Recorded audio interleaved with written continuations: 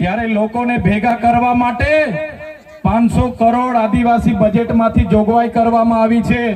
હજારો બસોની વ્યવસ્થા કરવામાં આવી છે અને બધા કર્મચારીઓને એમાં લગાડી દેવામાં આવ્યા છે. આજે ડેડિયાપાડાના ગામડાઓમાં ટીડીઓ ના મળે, તલાટીઓ ના મળે, એવા ગામડાઓની ગલીઓ ગલીઓમાં આ ગુજરાતના નાયબ મુખ્યમંત્રી, એમના મંત્રીઓ, એમના સાંસદો, એમના ધારાસભ્ય ડેડિયાપાડાના ગલીઓ ગલીઓમાં 4 દિવસથી ફરે છે.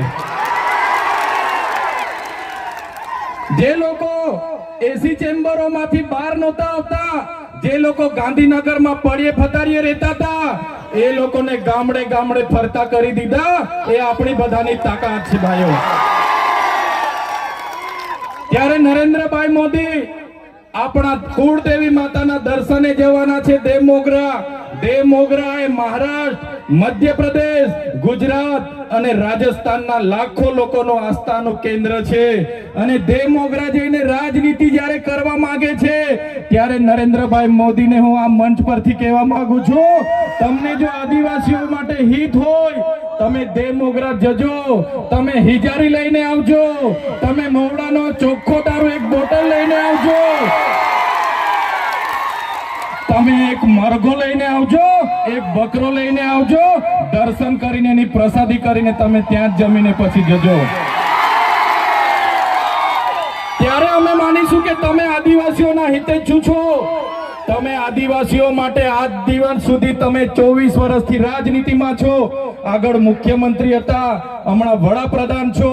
આદિવાસીઓ આજે શિક્ષક માટે આંદોલન કરે છે, શાળા માટે આંદોલન કરે છે, નર્મદાના પાણી માટે આંદોલન કરે છે, પોતાની જમીનો બચાવવા આંદોલન કરે છે, જીએમડીસીઓ હટાવવા આંદોલન કરે છે, જીઆઈડીસીઓમાં રોજગાર માટે આંદોલન કરે છે. ત્યારે નરેન્દ્રભાઈ મોદીજીને કહેવા માંગુ છું, હવે અમે લડેંગે, જીતેંગે, જિંદાબાદ, મુર્દાબાદ આવેદન નિવેદન કરવા માંગતા નથી. હવે અમે લડવા માંગતા નથી. હવે ધરણા પ્રદર્શન બંધ, હવે આંદોલન બંધ. જો અમારી 5મી અનુસૂચિ, જો અમારા પૈસા એક, જો અમારી અનામત, જો અમારી 73 એની જમીનોને આવનાર દિવસોમાં જીએમડીસી ના નામે માગશો, માલસામોટ પ્રોજેક્ટના નામે માગશો, હાઇડ્રો પ્રોજેક્ટના નામે માગશો, અણુમથકના નામે માગશો, તો અમે આંદોલન નથી કરવાના, અમે નેપાળવાળી કરવા માટે ગાંધીનગર આવવાના છે. અમે નેપાળવાળી કરવા માટે ગાંધીનગર આવીશું. તે દિવસે તમારો ને અમારો સામનો થશે, તે દિવસે ખબર પડશે ઓરિજિનલ આદિવાસીઓ કોણ છે. ત્યારે કેટલાક મીડિયાવાળા મિત્રોએ મને પૂછ્યું, તમારા ડેડિયાપાડામાં નરેન્દ્રભાઈ મોદી આવે છે, તમારું બધું પૂરું થઈ જાય. ત્યારે મેં મીડિયાવાળાને મિત્રોને કીધું, નરેન્દ્રભાઈ મોદી આવીને જાય પછી એમના મિત્ર ડોનાલ્ડ ટ્રમ્પને પણ લઈ આવજો. અમારા લોકોને ક્યાંય ફેર પડવાનો નથી. હવે અમારા લોકો જાગી ગયા છે, અધિકારોની વાત કરીએ છે. સંવિધાન અધિકારો અમને આપો, સામાજિક અધિકારો આપો. અમને જે મળેલી અમારા અધિકારોની વાત અમે કરીએ છીએ, ત્યારે અમને ખબર પડી ગઈ કે આદિવાસી સમાજ હવે જાગૃત થયો છે. ત્યારે બિરસા મુંડાના રથ જ્યારે લઈને ફર્યા, એમના મંત્રી તંત્રી મારું નામ લઈને મને ગાળ બોલે કે પેલો ચૈતર વસાવો આયા આવે છે, આમ કરે છે, તેમ કરે છે, ફલાણું કરે છે, ઢીકડું કરે છે. એ મંત્રીઓને પણ કહેવા માંગુ છું, એ પ્રદેશ પ્રમુખને પણ કહેવા માંગુ છું, ચૈતર વસાવાને ગાળ બોલવાથી અમારા આદિવાસીઓનું ઉત્થાન નથી થવાનું. તમે આદિવાસીનું ઉત્થાનની વાત કરો. મને ગાળ બોલવાથી અમારા લોકોનો જો વિકાસ થઈ જવાનો હોય તો હું દરરોજ તમારી ઓફિસે તમારી ગાળ ખાવા માટે પણ તૈયાર છું. સાથીઓ, અમે અનંતભાઈ સાથે વિધાનસભામાં લડીએ, રોડ પર લડીએ, સદન પર લડીએ અને આદિવાસીઓની ન્યાયની વાત કરીએ, અધિકારની વાત કરીએ. આ લોકોને ગમતું નથી.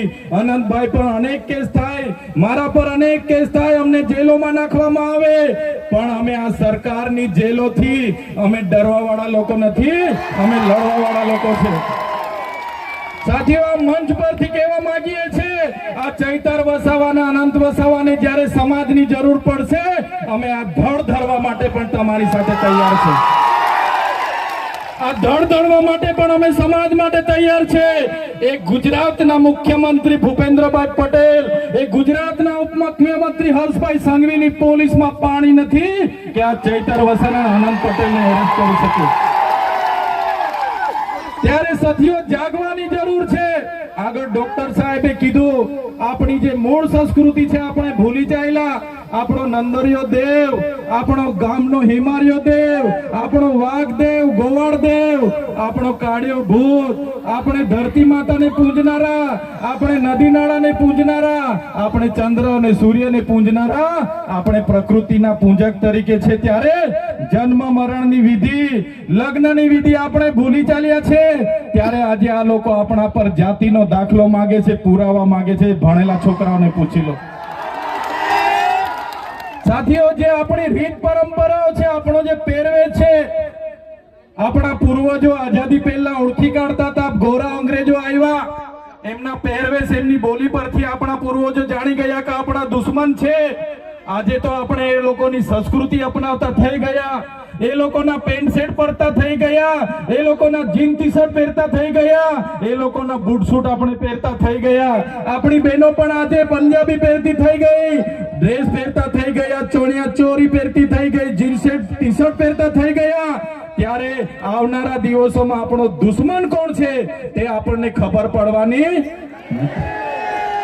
ત્યારે આપણે મૌલિક નૈતિક મૂલ્ય આપણે જાળવવા પડશે. આપણી બોલી ભાષા આપણે સાચવવી પડશે. આપણો પહેરવેશ, આપણી સંસ્કૃતિ, આપણા વારસામાં મળેલી આપણી પરંપરાઓ, રીત રિવાજો આપણે સાચવવા પડશે. સાથીઓ, આપણા વિસ્તારમાં વૈશ્વિકરણના નામે જમીનો છીનવાય છે. ઔદ્યોગિકરણના નામે જીઆઈડીસી આવી, એમાં જમીનો છીનવાઈ ગઈ. અને તમે જોઈ લો, આજે ધર્માંતરણના નામે આદિવાસીઓને ભોળવામાં આવે છે. આજે શિક્ષણના નામે ધર્મના પ્રચારો થાય છે. ત્યારે મારા આદિવાસી સાથીઓને કહેવા માંગુ છું, જે દિવસે આપણે આજે આદિવાસી તરીકે મટી જઈશું, તે દિવસે આપણું અનામત પણ આપણને મળવાનું નથી. તે દિવસે આપણે જમીનો પણ બચાવી નથી શકવાના. સંવિધાને આપેલી જળ, જંગલ, જમીન પરના અધિકારો પણ નથી બચાવી શકવાના. ત્યારે આ લોકોને આપણે કહેવાનું છે કે આપણે હવે ઓરિજિનલ આદિવાસીની રીત રિવાજમાં, પહેરવેશમાં, આવા કાર્યક્રમમાં આપણા ઓજારો સાથે, વાજિત્રો સાથે ઉપસ્થિત થયેલા છે. ત્યારે મારા તમામ વડીલો, તમામ યુવાનો, માતા બહેનોને વિનંતી છે કે આ કાર્યક્રમે સમાજની તમે એકતા બતાવી છે. આજે ભાજપના એ નેતાઓને, ભાજપના એ મુખ્યમંત્રી, ઉપમુખ્યમંત્રીને અને ભાજપના એ વડાપ્રધાનને આદિવાસીઓની તાકાત આજે આપણે બતાવી દીધી છે. એ બદલ બધાનો ખૂબ ખૂબ આભાર. આ આપણી તાકાત છે. અને જ્યારે પણ કોઈ જીએમડીસી ની વાત આ વિસ્તારમાં લઈને આવશે, જ્યારે પણ આ વિસ્તારમાં હાઇડ્રો પ્રોજેક્ટના નામે ગામડાઓ વિસ્થાપિત કરવાની વાત કરશે, કોરિડોરના નામે ગામડાઓને વિસ્થાપિત કરવાની વાત આવશે, માલસામોડ પ્રોજેક્ટના નામે ગામડાઓ વિસ્થાપિત કરવાની વાત આવશે, કે કેવડિયાની મારી બહેનોને હેરાન કરવાની વાત આવશે, તે દિવસે પણ આવો ઘોડાપુર આપણે પહોંચવાનું છે. તે દિવસે પણ ઘોડાપુર થઈને આપણે પહોંચવાનું છે. ત્યારે મારા સાથીઓ, મારા વડીલો, મારા યુવાનો, બાળકો, સૌ તમે પોતાના વિસ્તારમાંથી પોતાના રોટલા ખાઈને, પોતાના ભાડે થઈને તમે અહીંયા પહોંચેલા છો. ત્યારે આજ તમારો ભાવ, આજ તમારા અમારા પ્રત્યેનો પ્રેમ, આ તમારો સહકાર અમારી તાકાત છે. આજે અનંતભાઈ અને હું જ્યારે આવડી મોટી સરકાર સામે લડતા હોય, આ સરકાર પર પોલીસ છે, આર્મી છે, એમના કલેક્ટર છે, એમના એસપી છે, એમની કોર્ટો છે, એમનું તંત્ર છે, યંત્ર છે, મંત્ર છે, પણ અમારી સાથે અમારી જનતા છે. એ લોકો અમને ક્યારે કાઢી નહીં શકે.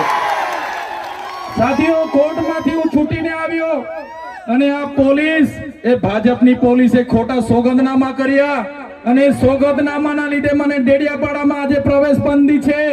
અને હું રાજપીપળા રેમ છું, ત્યાં પણ કેટલાક પોલીસ અધિકારીઓને ભાજપના નેતાઓ કહે છે કે આને નર્મદામાંથી પણ બહાર કાઢો. ત્યારે નેતાઓને હું કહેવા માંગુ છું, તમે મને ડેડિયાપાડામાંથી બહાર કાઢશો, તમે મને નર્મદામાંથી બહાર કાઢશો, અમે અમારા લોકોના દિલમાં વસેલા છે, ત્યાંથી ક્યારે બહાર નથી કાઢી શકવાના. અમે અમારા લોકોના દિલમાં વસેલા છે, ત્યાંથી કોઈની તાકાત નથી કે અમને તેમાંથી બહાર કાઢી શકે.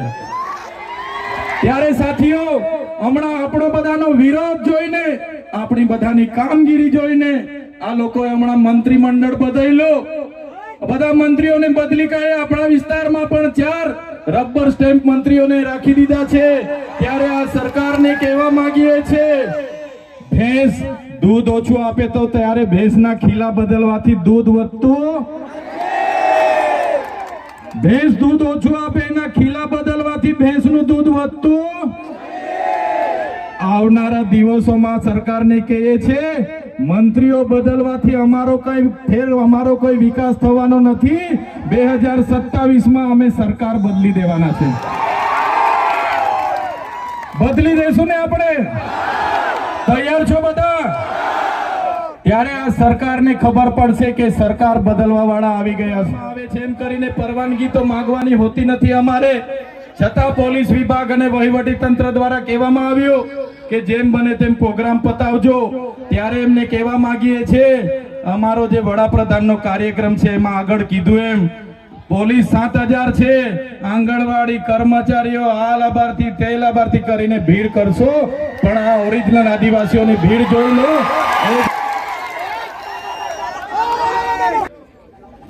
ભગવાન બિરસા મુંડાની જે ઉપદેશો હતા, એમના જે વિચારો હતા, એમણે પોતાનું 25 વર્ષમાં પોતાનું જીવન આપણા માટે સમર્પિત કરી દીધું. આપણે બધા એમના વિચારો ઉપદેશો અહીંથી લઈને જઈશું. આપણી અસ્મિતા બચે, આપણી સંસ્કૃતિ બચે, આપણા રૂઢિ પરંપરા બચે, આપણા નૈતિક મૂલ્ય બચે, એ સૌની જવાબદારી છે. સાથે સાથે ઘણા યુવા વર્ગ અહીંથી મને સાંભળે છે, એ યુવા વર્ગને પણ હું અપીલ કરું છું, તમારો આ સમય તમારો કેરિયર બનાવવાનો છે. વ્યસન અને ફેશનને હાલ પૂરતા સાઈડ પર મૂકી દેજો. તમારું પહેલા કેરિયર બનાવો, પછી આપણે આવનારા દિવસોમાં બધું જોઈ લઈશું. એટલે મારા તમામ સમાજના લોકોને અપીલ કરું છું, આ સરકાર આપણને ભણવા ના દે, આ સરકાર આપણે રોજગારી ના આપે, છતાં આપણે બધાએ સાથે મળીને આવનારા દિવસોમાં આપણા સમાજને દિશા આપવાનું કામ કરવાનું છે. ત્યારે યુવાનો આ વાતને પણ ધ્યાનમાં રાખે અને બધા જ આપણે આપણી ભગવાન બિરસા મુંડાની જે પ્રતિમા છે ત્યાં ફૂલહાર કરવા માટે રેલી સ્વરૂપે જવાનું છે. ત્યારે બધા જ લોકો, વડીલો, માતા બહેનો, બધા જ લોકો આ સાંસ્કૃતિક કાર્યક્રમોમાં ઢોલ નગારા વાજિત્રો સાથે સહભાગી બનો અને આ આપણી રેલીનો કાર્યક્રમને હવે શરૂઆત કરીએ. જય આદિવાસી, જય જોહાર, ઓલ ગુલાલ જિંદાબાદ. પેલા ખૂણાવાળા છેલ્લે વાળા 2 હાથ ઊંચા કરો. જમણા હાથની મુઠ્ઠી વાળો, બેનો જમણા હાથની મુઠ્ઠી વાળો, મારી બધી બહેનો જમણા હાથની મુઠ્ઠી વાળો. હવે ચાલુ કરો. આદિવાસી એટલે